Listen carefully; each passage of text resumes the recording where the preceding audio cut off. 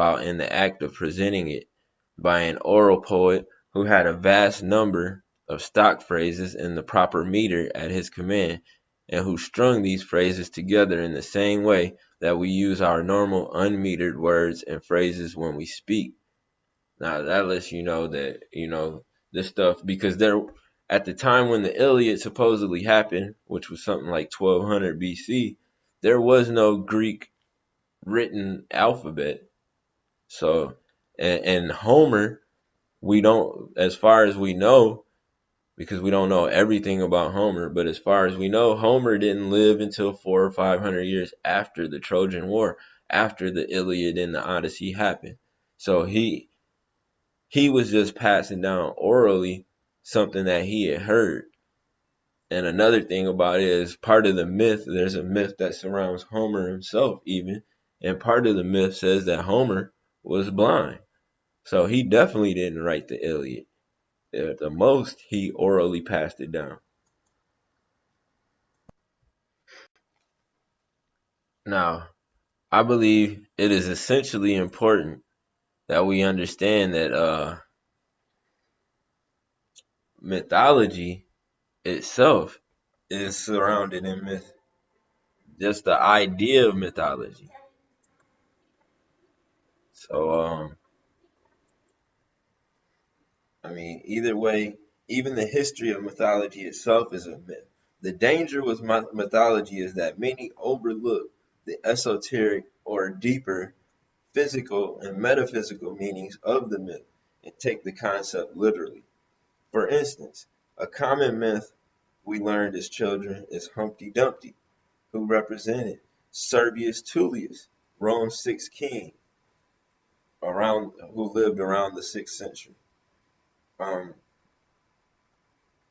Servius Tullius was depicted on the Servian wall, a wall constructed in his honor.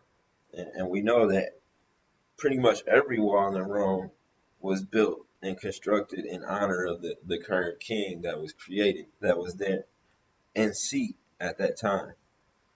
Well, when Rome fell, essentially the king, or Humpty Dumpty, came tumbling down. That egg, that Humpty Dumpty, representing not only the king but all of the people of the land. And also, the story goes, after he came tumbling down, all the king's horses, or the civilians, the people who make money for the king, essentially, and all the king's men, his military, the people that go to war for the king, they couldn't put Humpty Dumpty back together again. And I mean, this is historical, as the East and the West broke for good in the year 285 AD, or somewhere around there. And then in 330 AD, is when Constantine moved the capital of the East Roman Empire to Byzantium, the city founded by the Greek Byzas, sometime in the 7th century BC. So that right there is a simple synopsis of the hyperbolic, illusionary, allegory that some may think of as just a child's nursery rhyme. Ultimately, the story behind the myth would take years to understand, and even and then each revelation leads to another mystery. And I mean, that's obvious if you studied the mythology behind the story.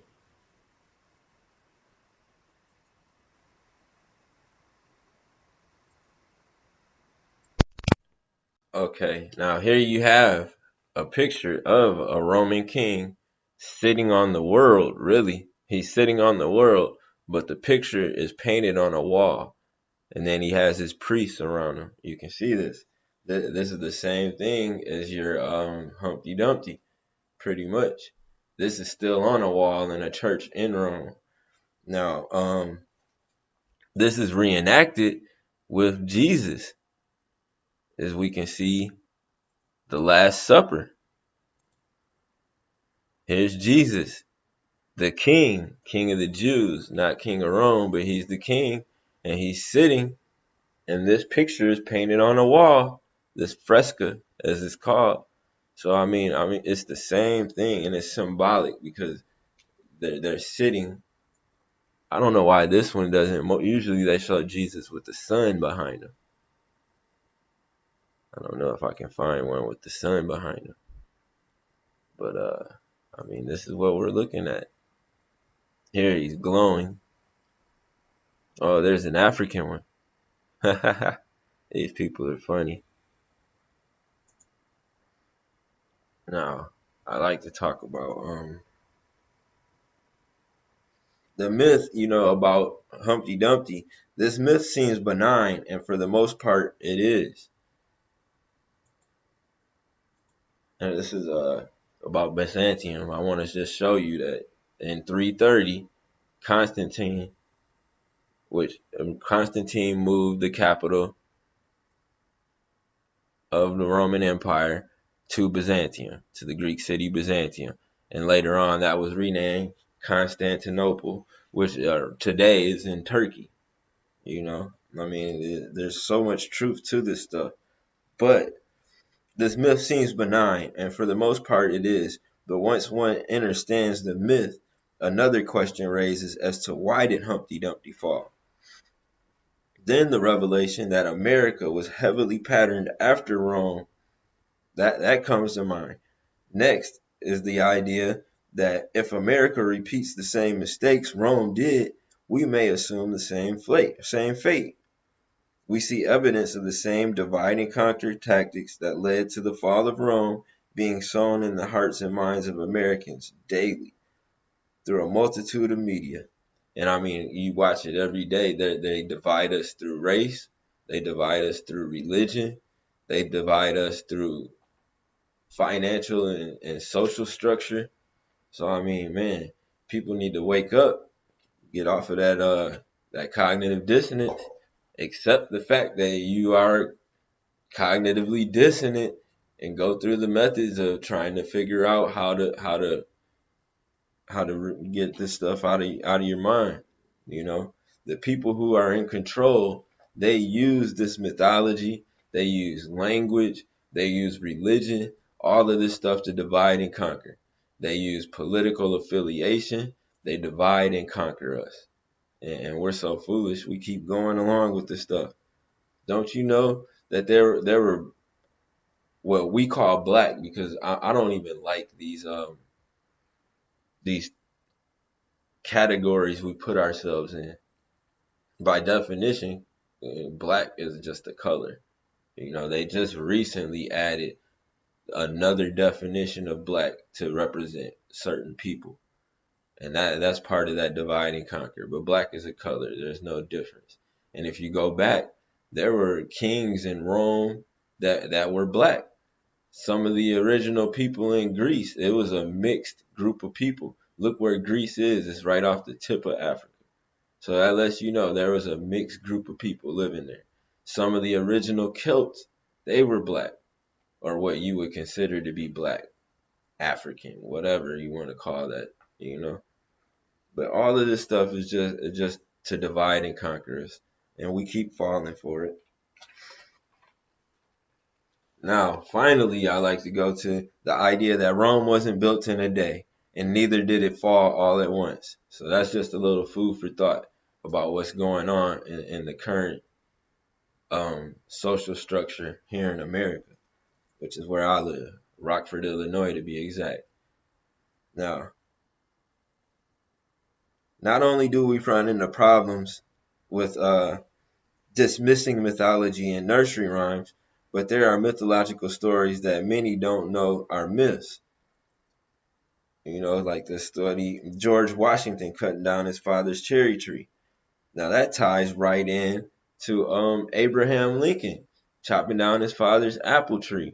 And then they take it even further that when his father asked him, Abraham Lincoln, I could not tell a lie. That's all mythology, but some of it has historical accuracy to it. And then it also has a factor of misleading. That's our half truth that the great master teacher known as Hermes gave to us, which Hermes was another the Egyptian Thoth. They call him Hermes the Thrice Great, Trismegistus. And that's saying that he lived 3 separate times. So he lived as Hermes, he lived as Thoth, or Tahuti is what he was called in the what the comedians called him. The Egyptians called him Thoth, and I seem to believe that this is the same person in the Bible, or aspect, mythological figure you find in the Bible known as Melchizedek. But I mean, that's a whole nother video, and we definitely will go over it. Now, here's some other mythological story. Pocahontas, which I want to go over, being kidnapped by John Smith, or by I forget the other guy's name, but supposedly this other gentleman, a settler, he was captured by the Indians. And then, okay, the story of Pocahontas ties in to the story of Helen of Troy being kidnapped. And we're going to go over that one. Now you have what's another one? Johnny Appleseed. That's a mythological story, and I'm very akin to believe that story has to do with the colonists, the settlers taking the land from the Indian, just like the story of Pocahontas. Now another myth we have Santa Claus. That's a myth. Jesus, mythological story. Heru, or Horus, which is Jesus was patterned after some of the aspects, because Jesus is an amalgamation of many solar deities that came before him. And I mean, if you can't accept that, then man, you're gonna have to do a lot of reading. Now, John Henry, that's another mythological story. Satan, a mythological story. Lucifer, which Satan and Lucifer are not the same two, and both are separate mythological stories. But over the years, they have been amalgamated into, by some people, they have been amalgamated into the same being, which it just isn't right. Now, pretty much every character in the Bible, every character in the Quran, they're all basically myths. All the places and events found in those books, mythology. And once you understand the mythology behind the story, then you truly understand the story. But if you go around, most people, they go around thinking that these people actually lived, and they dismiss the whole story. I mean, let's go into the Bible, the first 5 books, which is the Pentateuch. The fifth book, what is it? It's Genesis, Leviticus, Exodus, Numbers, Deuteronomy. So that fifth book, Deuteronomy, which comes before Joshua, Deuteronomy, Moses supposedly wrote, but somehow Moses' death is written in Deuteronomy. So how did he write his own death? Come on, man, this mythology. Now, when you go into Genesis, there's more than one creation story. There's at least 2 creation stories. And I tend to understand it that the story of Jesus' birth is another creation story. So that would give us 3 creation stories in the book.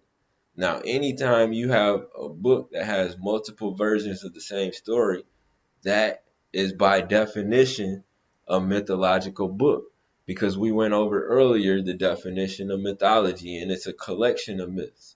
So, trying to avoid that, I mean, it's just cognitive dissonance when people try to avoid the realities. Now, Serapis was another deity that's a myth. Krishna, myth. Allah, myth. Present day CERN is a myth. ISIS, Al Qaeda, the Illuminati, all mythological groups. There's truth behind the stories and the situations, but it's also shrouded in mystery, which makes it myth, because there's lies there. The American government, the United States government, doesn't want us to understand